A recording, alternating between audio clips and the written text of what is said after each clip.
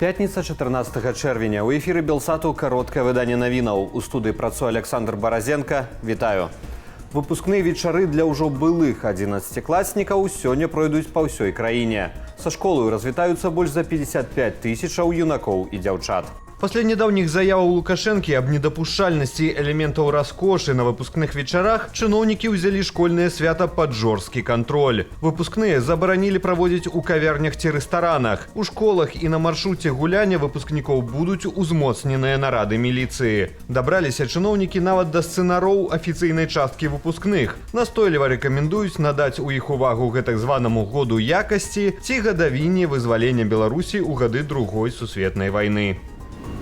Беларусь прадавала зброю Азербайджану ў перыяд з 2018 да 2022 года. Пра гэта паведамляе выданне «Палітыкаў» са спасылкаю на ўцечку дыпламатычных дакументаў.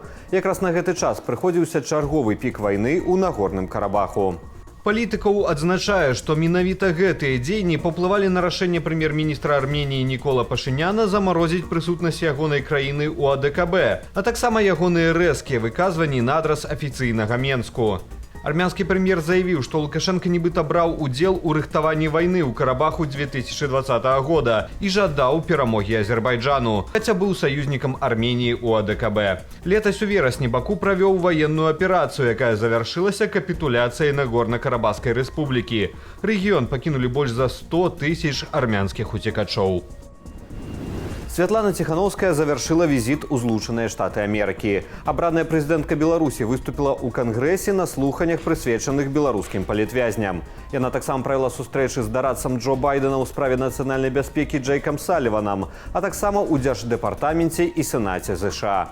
Пасля заканчэння візіту Ціхановская распавяла, на якіх найбліжэйшых ключавых падзеях будуць гучаць пытанні Беларусі. У бліжэйшы час адбудуцца некалькі ключавых падзей, на якіх будуць абмяркоўваць у тым ліку і Беларусь. Гэта саміт Вялікай Сямёркі, саміт НАТО, канферэнцыя па міры ва ўкраіне і Генасамблея ААН.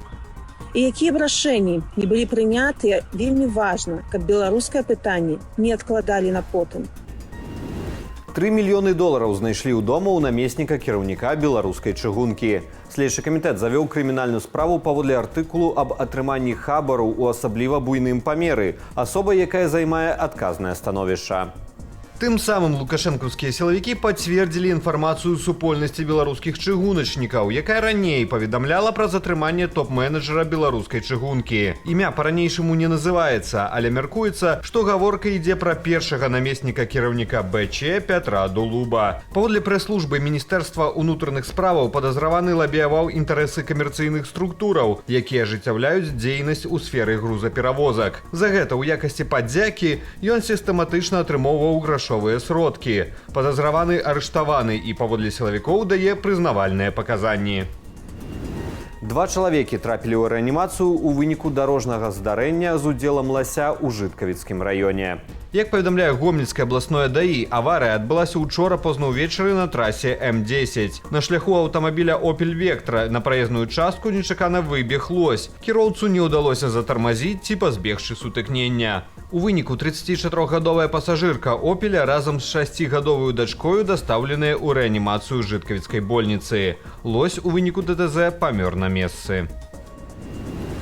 Пад Харкавам загінулі 2 байцоў палка Каліноўскага. Паводле паведамлення прэсавай службы палка, гэта адбылося 9 чэрвеня падчас баявога задання. Дзеля бяспекі іхных родных і сяброў, якія застаюцца на тэрыторыі Беларусі, прозвішчы ваяроў не называюцца. Трагедыя адбылася, калі каліноўцы накіроўваліся на пазіцыі, дзе павінны былі забраць адзін з баявых разлікаў. Аднак у выніку байцы падарваліся на міне. Целы загінулых у тую ж ноч былі эвакуяваныя з месца трагедыі. Калі і дзе адбудзецца развітанне з ваярамі, не паведамляецца. Жыхары украінскай сталіцы і Кіеўскай вобласці паведамляюць аб выбухах у рэгіёне. Па папярэдняй інфармацыі над вобласцю працуюць сілы СПА. Ноччу серыя выбухаў прагучала ў Запарожскай, Харкаўскай і Хмельніцкай вобласцях. У апошняй цэллю нападу была авіябаза ў сяле Стараканстантынаўка. Як паведамляюць мясцовыя ўлады, спачатку расійскія вайскоўцы спрабавалі атакаваць авіябазу дронамі, а бліжэй да раніцы – ракетамі. Інфармацыі аб пашкоджаннях і пацярпелых на гэтую гадзіну няма. За ноч паветраная трывога на тэрыторыі ўкраіны гучала двойчы. Украінскім паветраным сілам удалося збіць 7 з 14 ракетаў і ўсе 17 дронаў. Акрамя таго, з прычыны расійскай атакі на Украіну гэтую ночу на паўднёвым усходзе Польшы была ўзнята вайсковая авіяцыя краіны і саюзнікаў. Пра гэта паведамілі прадстаўнікі аператыўнага камандавання ўзброеных сілаў Польшы. Расійская Шабекіна Белгарадскай вобласці гэтую ночу скалыхнуў магутны выбух. Мясцовыя медыі паведамляюць, што каля гораду ўпала расійская шкіраваная авіабомба вагою 1,5 тонны. Аднак выданне «Астра» са спасылкаю на ўласныя крыніцы сцвярджае, што адбыўся выбух боепрыпасаў цяжкой агнямётнай сістэмы «Сансапёк». У выніку 3 расійскія вайскоўцы загінулі, пашкоджаныя навакольныя будынкі і аўты. Выбухі гэтую ночу гучалі і ў Марозаўску Ростовскай вобласці. Расійскія тэлеграм-каналы паведамляюць пра атаку на мясцовы аэрадром, дзе базуюцца Су-34 і Су-24, якія атакуюць Украіну. У Воронежскай вобласці удар БПЛА прыйшоўся па нафтабазе ў Ліскінскім раёне. Пашкоджанні атрымалі рэзервуары з палівам, але, са словаў губернатара рэгіёну, сур'ёзных пашкоджанняў і пацярпелых няма. Хаўруснікі Пуціна ў агрэсіі супраць Украіны. КНДР адправіла Расіі 10 000 марскіх кантэйнераў, у якіх можа быць каля 5 мільёнаў артылерыйскіх снарадаў.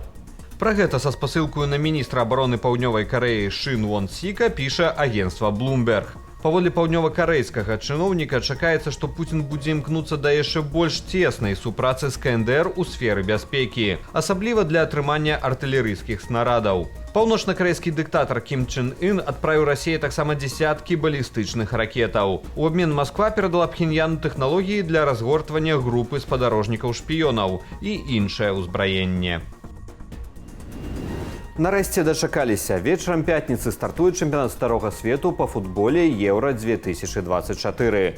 Трэці раз прымаць футбольнае свята будзе Нямеччына.